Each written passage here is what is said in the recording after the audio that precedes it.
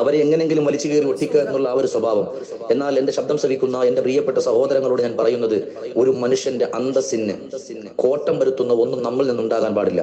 ഒരു മുസ്ലിമായ ഒരു മനുഷ്യനെ സംബന്ധിച്ചിടത്തോളം, അത് ഏത് മതത്തിൽപ്പെട്ട ആളാണെങ്കിലും, അവൻ ക്രൈസ്തവനാകട്ടെ, ഹൈന്ദവരായ സഹോദരങ്ങളാകട്ടെ, ഏത് മതത്തിൽപ്പെട്ടവരാണ് എന്നുണ്ടെങ്കിൽ പോലും ഒരു മനുഷ്യന്റെ അന്തസ്സിന് കോട്ടം വരുത്തുന്ന ഒന്നും ഉണ്ടാകരുത്. അവനെപ്പറ്റി സോഷ്യൽ മീഡിയയിൽ എഴുതിയിട്ടു, അല്ലെ?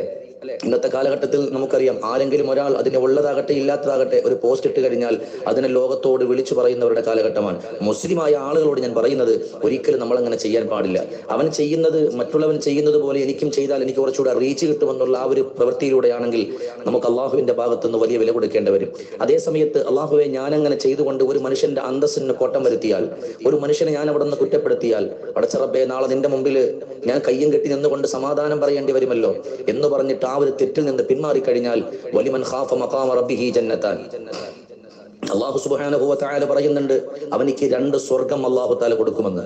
എന്റെ പ്രിയപ്പെട്ട സഹോദരൻ,